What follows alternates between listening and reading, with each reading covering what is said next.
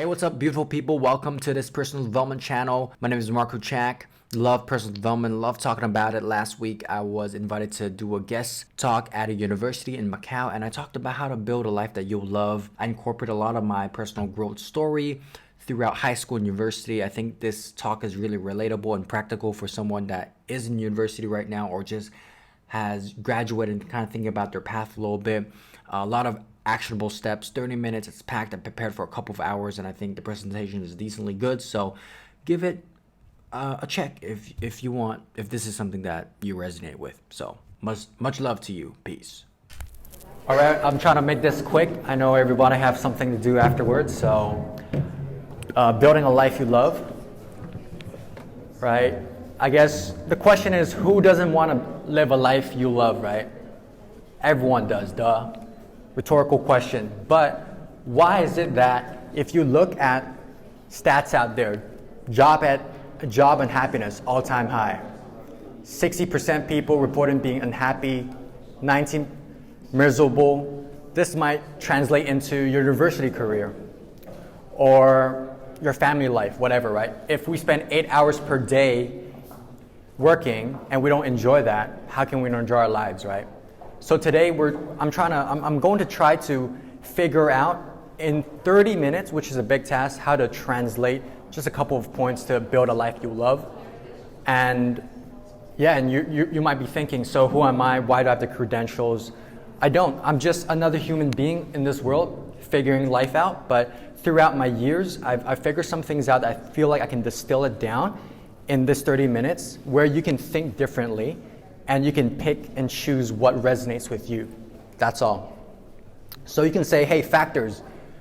I can't live a life I love because of the economy, my family, accidents.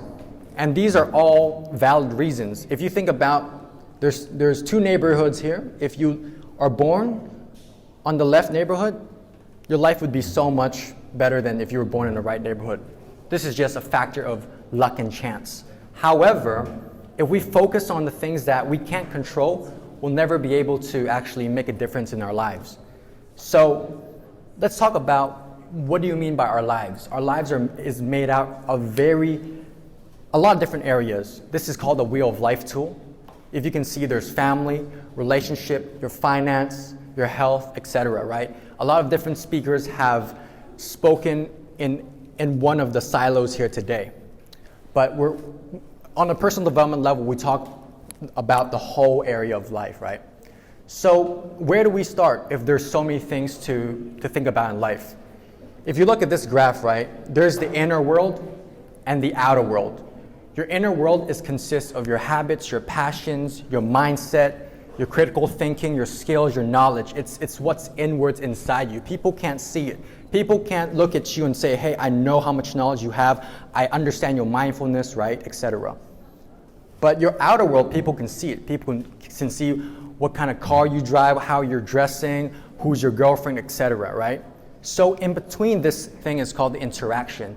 The more you work on your internal life, the higher chance that you can actually improve your outer life, because that's the foundation.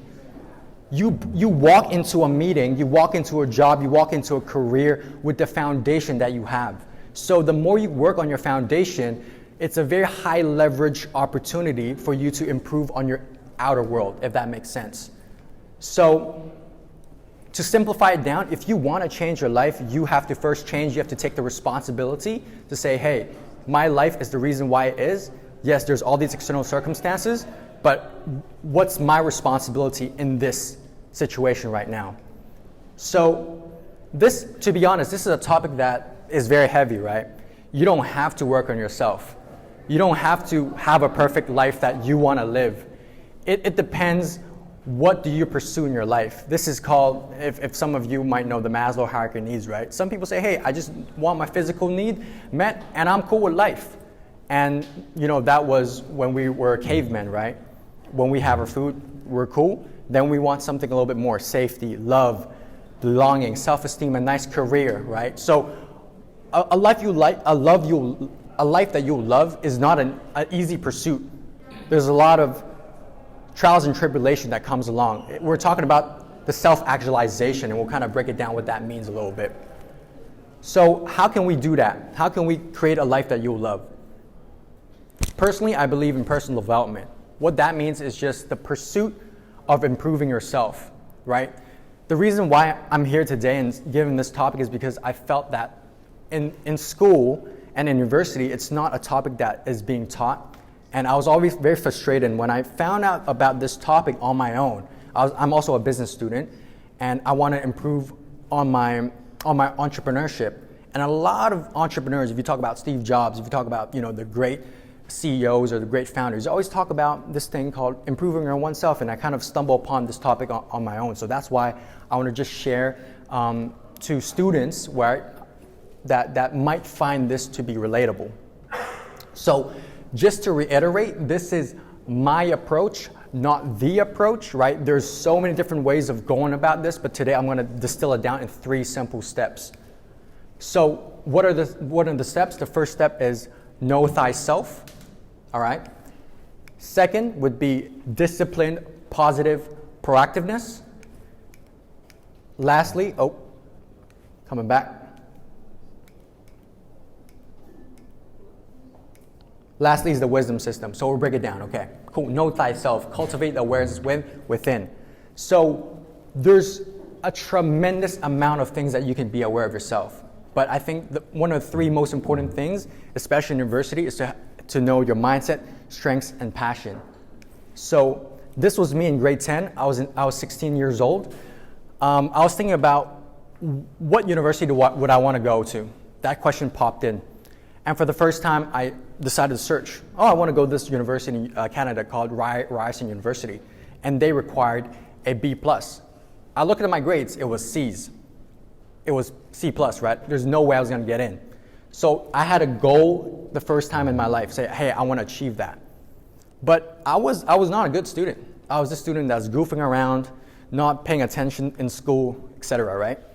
But then I was like, since I have this thing to aim, I set a small goal to myself. Can I get a B- next semester, right? So, which I did. So slowly by slowly, I was like, okay, C+, B-, okay, can I get B? B+, A. So when I was in grade 12, I was getting honor rolls, I was getting A's. I was able to go to a good university in San Francisco. So that's kind of like what I realized, damn, there's something, I can improve on myself. Like as a student, I can actually like make my grades better. That was a concept that I wasn't aware of. I thought that if I'm a bad student, I'll always be a bad student, that sort of thinking. But then what I stumbled accidentally is something called the growth mindset. A growth mindset is simply the concept that you can change, your ability can change. Let's say I'm not good enough. No, that's just your belief, right? So this is backed by studies, right? If you look at it, just simply teaching growth mindset in high school and university has improved grades, right? Because you can say, hey, I'm just not a good math student, so screw that, I'm never gonna study. But a lot of these studies have backed that not to be true. So, mindset, number 1, transform it, be aware of it. What BS are you telling yourself right now? What are your fears around money, rejection, uncertainty, failure, etc.? Do an internal audit, right? And what are the limiting beliefs that you have? Because it's really our ego, right? If your unconsciousness, that's a lot of times stopping ourselves from doing something, right? Sometimes the unfortunate thing is we have a dream, we have a goal in mind, but the goal does not fail in the pursuit of that goal. The goal fails because we didn't even try in the first place. And it's because our fears are our limiting beliefs that usually cause us to not pursue it. So be aware of it. Ask yourself, hey, am I saying these things? I'm not deserving of success. I'm too old to start, etc. And try to go from a fixed mindset to something called a growth mindset. So instead of saying, I don't know how to do it, I probably will fail, change it to, how can I do it? Who's already doing it? Whom can I talk to? One is very contracting, and the other one is in the realm of possibility, it's expanding. So that's the difference in growth mindset in a nutshell. So second thing we should be aware of is strengths, right? Really quickly, there's 3 different resources that you can tap into. The first one's called the Strength Finder 2.0 is a book. You buy the book, there's a code to the test, do it. It's like 100 MOP, I believe, and you can just quickly find out what are your innate strengths. Because the more you know your strengths, the more you can incorporate that. Let's say you go into a meeting, you go into a job interview, you can highlight those things, you can put those in your CV as well, right? Second thing, for those who are thinking about starting a business, you want to be an entrepreneur, but you don't know what type of entrepreneur you want to be. There's a lot of different types of entrepreneur. You can do something called the Wealth Dynamic Test. It's a little bit more expensive, about 800 MOP, but it will give you a breakdown of like, are you a star? Are you a creator? Are you a accumulator, right? It would kind of create a PDF profile for you. And last one is free. You can ask 3 friends these 3 good questions, okay? First, what am I good at? Second is, what should I improve on? And thirdly, what is something that you want to tell me but never had the chance? The reason why this is super powerful is because people around you know you very well, but sometimes they have certain feedback they want to tell us, but we never give them the space in order to do so. So I actually did this with my friends and surprisingly found out there's a lot of different commonalities. Oh, you think sometimes I'm a bit too pushy, I should listen more, maybe my ego is in a way of letting people speak. Okay, got it. So when you're able to put your ego down and actually get these feedback, friends around you know how to make you better. So this is being proactive. You can ask that. So nextly, this is, by the way, the PDF file that you'll receive if you do the Wealth Dynamic Test. Passions, right? So we'll a lot of times say incorporate your passion. If you work in something you're passionate, you won't spend a day in your life working blah, blah, blah, that kind of stuff. So how can you know your passions? I think one of the most important things is spend time inwards. Think about throughout your life, what are some things that have made you feel joyful? What are some things that have made you feel in flow? Flow feels like it's hard, it's challenging, but time goes by quickly. It's like, oh, it's already an hour away. If you think about what those feelings are, put that in a journal, reflect that a little bit. Second thing you can do, create a dream bucket list. I remember doing this with my grade 8 teacher, Ms. Voikin. She's like, hey, think about what you want to do in life, create a bucket list, 100 things. And I got super inspired. And the thing where it actually makes a difference in your life is to start putting your bucket list item into your goal list item. Don't just put it in a dream list. Actually try to start living them a little bit. And then, thirdly, think about causes that inspires you, especially post-COVID. We have seen a lot of different things in life unjust in the world, right? Let's say climate change, whether that's politics, whether that, different causes that actually kind of make you say, I want to make a difference. What's your mission? Think about how can you be aware of that? Because once you are aware of that, you can incorporate in your work and you can be driven by the why and the mission. Work won't feel as dreadful. Doing those things, I've done these different things in different parts of my life. And I think being aware of my passion actually led me to starting my own clothing company when I was in grade 10. And my first goal was like, okay, I want to get into university. I start getting good grades. But then as I start realizing I can improve myself, I incorporated my passion into starting side projects, right? And then after the clothing line, I also started a food cart at TIS, which also gave me more entrepreneurial experience. So that's just some of the things I want to highlight as something that I've done and putting my passions into actual practice. So just a little recap, little tools. You can take a screenshot, or you can ask me for the presentation afterwards. This is a bonus read. It's really good for the soul, for the ego, kind of what Angus talked about just now, about being mindful. This is a great book. If you find yourself to be very easily triggered or not very emotionally stable or want to know yourself better in your mind, this is a great book to kind of look into. So recap, directing your attention inward, spending time with yourself, getting to know yourself, the benefit is that it will help you get clear on what you're good at, what you want, and what's stopping you from getting what you want. All right, so that's part one. So Mouth is a bit dry. I want to get some water real quick.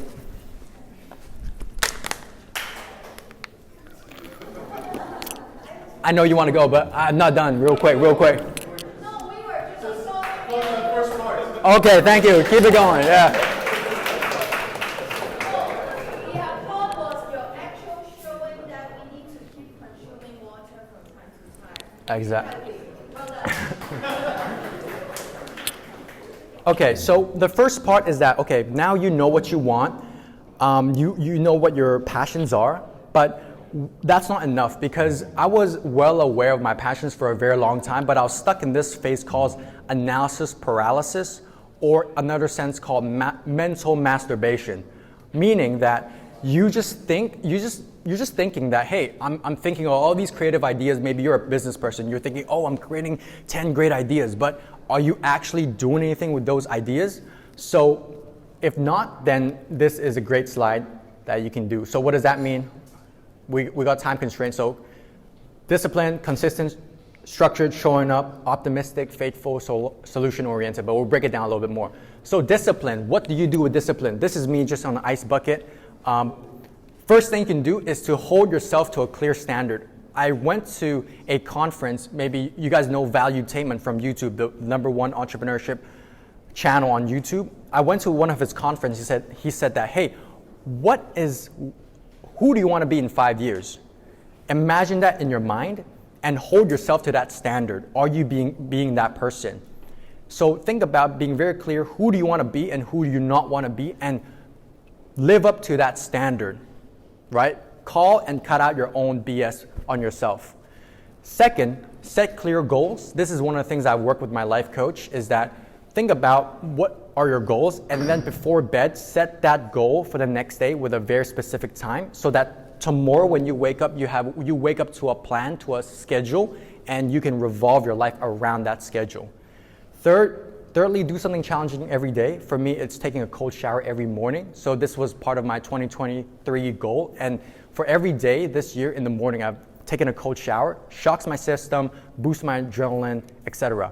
Physical activity, right? This is where you can go to be active, go to a martial arts class, go to gym to kind of get your body moving. And lastly, accountability system. Share who you want to be with your friends. Share it with your professor. Share it with people that you respect, your mentor, and ask them to hold you to that standard. And when they know that you're not being that person who you have promised yourself to be, they can keep you accountable.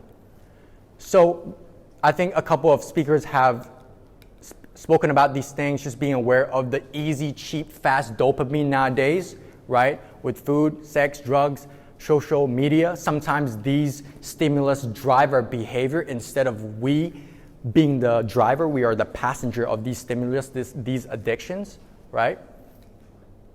So positivity, what can we do? First thing, if we want to be actually happy, I believe that we need to clear out old grounds. I've done a lot of self-healing on myself. And we got to forgive, kind of get rid of the weeds before we can plant new seeds, right? So to speak. Second thing is gratitude attitude. I've met this guy, Tristan, when I was in Thailand. He's a multi-millionaire, very young guy. But one thing I really love about, him is that he had these beads on, and it had 100 beads around his neck. And every day he will spend 15 minutes thinking about 100 things that he's grateful for.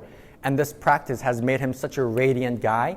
And so I've incorporated that in my life, thinking, I'm so grateful for the water I drink, for this opportunity to speak here today, to talk about something of my passions. So instead of focusing on our problems, we're kind of shifting our attention to thinking about what we really have, instead of constantly being in the space of, my life sucks, that kind of mentality. Self-encouragement, very important as well. I know we want, especially Asian people, we don't get that encouragement from our parents a lot, but don't forget to give that encouragement to yourself. Hey, I'm good enough. You're doing well. If you are actually honest with yourself, give yourself that self-love and self-encouragement. I think it's very important. Prayers, whatever your faith is, I started incorporating this, praying in the morning, kind of giving myself a little bit more faith. And also, I think this is more important, is to be solution-oriented, meaning instead of being consumed by our problems, actually be grateful of our problems as well. Because how bad is your problem right now in your life? Think about probably the worst problem you have, I'm assuming, I'm sorry if I assume otherwise, is probably the essay that you don't want to write, but you have to hand in tomorrow, probably.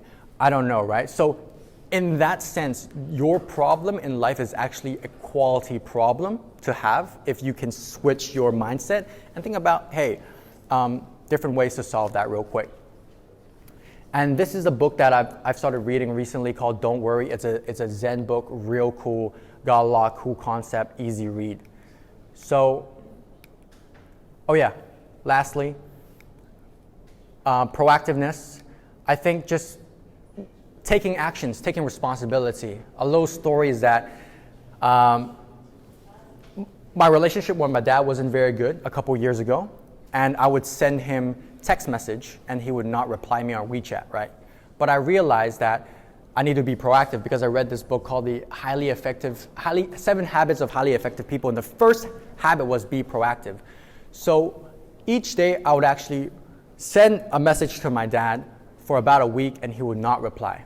But I wasn't discouraged because I realized that I just need to do my job and be the best son I can as possible. And if he doesn't do his part as a dad, that's cool. But because of my consistent and persistence, he actually started replying. And by the end of the semester, actually came over to UK and to visit me and my sister. So that's one of the, I guess, examples of being proactive. Second, recently I got a job in Hong Kong as a product manager. And how I got that job was I was in a user experience design group when I was in Hong Kong, and being involved in that group for a year, I saw this job opportunity recently, and actually this week I signed a contract and got this job because of my curiosity, of my proactiveness. So yeah, just want to tell a little story there. So recap, these are things, right? All right, because we got 5 minutes left, I just want to go real quick on the wisdom system. A lot of times people have a lot of different experiences, but one of the things is that they might hit a plateau and they won't keep improving. So wisdom system, whatever your style is to just ensure that you keep accelerating your growth. One thing I'm proud of myself since university is that I'm not the most experienced guy, I'm not the most knowledgeable guy, but I'm always one of the guys that can improve really quickly and I can learn really fast because I got my personal growth system down. So this is how I think about it. Wisdom is accumulation of your knowledge, experience, and good judgment, right? And I believe that failing to fail is the ultimate failure. So as, you know, in our 20s, we should fail often, fast, and cheaply, all right? So this is a concept by the Lean Startup. I'm not sure if you guys have heard of it. If you are into startups, this is a great kind of concept to grasp, right? And I believe that this concept could also translate into our personal lives, meaning test your hypothesis, right? What's a hypothesis? I would love to work in marketing when I graduate. I would love to start a business in the future. These are all just your hypothesis. Is it actually true? How long is it taking you to actually test that hypothesis? We might think we need to graduate, then test that, but in reality, we don't need to. We can test it while we're in university really cheaply, maybe in 2-3 weeks' time. So this is a loop that we should be aware of. And keywords, great book, Designing Your Life, written by 2 Stanford professors. The key concept is about doing small experiments. If you want to open a cafe, instead of thinking that I graduate, then I'll raise a bunch of money from my uncle and then open a cafe, go intern at a cafe. Go talk to someone that's already at the stage that you want to be. Observe them, get as much information, and based on that information, then move forward again. So design thinking, lean startup methodology, product management, these are all great concepts as business people to incorporate in our lives. So yeah, learn quickly, so many different ways, books, mentors, coaching, etc. The more you'll learn, the more you'll earn. So I want to just quickly talk about coaching, 30 seconds, because this is Coach Corey. As mentioned, I didn't have a particularly good relationship with my dad, so Coach Corey was kind of like the father figure that I kind of helped me along the way.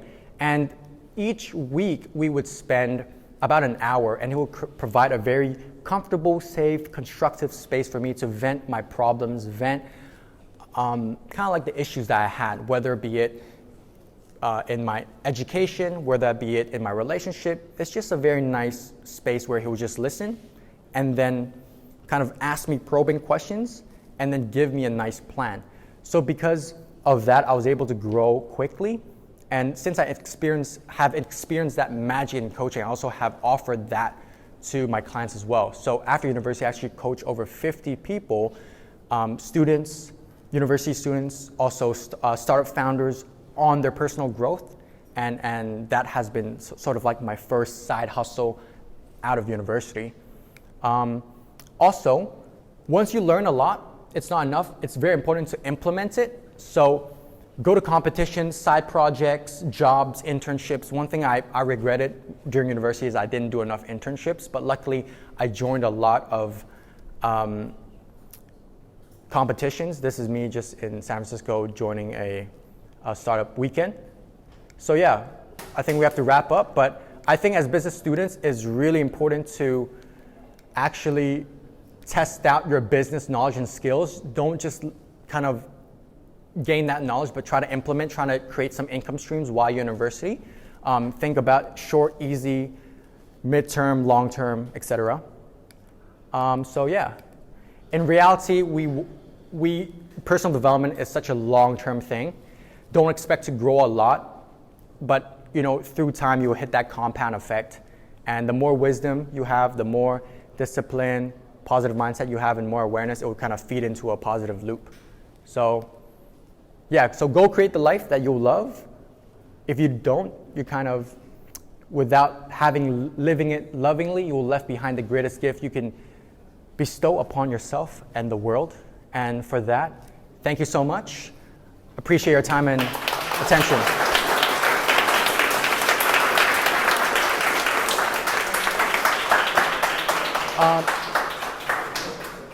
So thank you so much for that. Last, just one thing. If you want to check out my YouTube, feel free. I need about 300 subscribers more to hit 1,000, so I really appreciate that if you can help out on that a little bit. And if you want to talk about personal growth coaching plans, that's also available too. Yeah, cool. Thank you. Hey, thank you, sir. Yeah. Oh.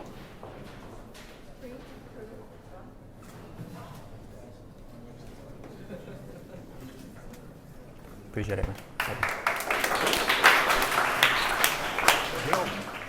You made it through 30 minutes. Thank you so much. If you liked the video, give it a like, subscribe.